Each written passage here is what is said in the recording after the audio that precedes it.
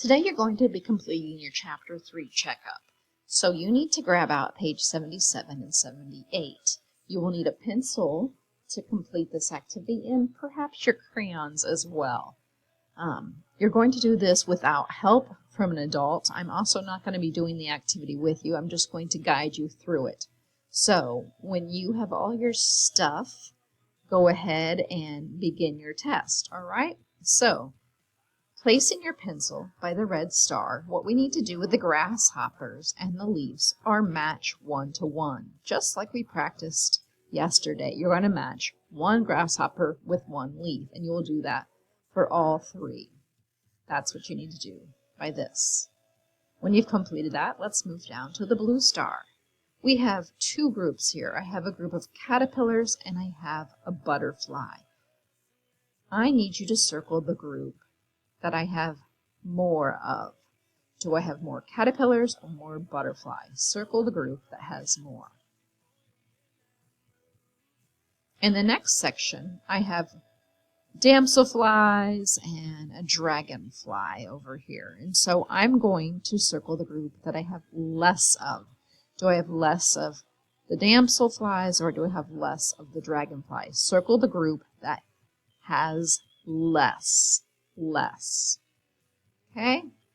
Moving down to the yellow star. And we're going to look just at these blue flies or whatever they're supposed to be. This blue insect here. You are going to circle 3. Just 3. So you need to count off 3 and then circle a group of 3. Okay?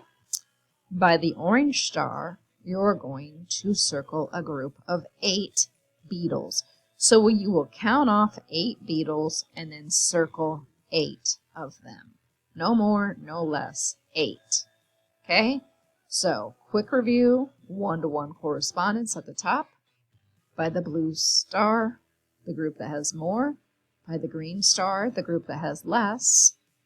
By the yellow star, you're circling 3 flies. By the orange stars, we're circling 8 beetles. Turn your page to the back, and we're going to draw, okay?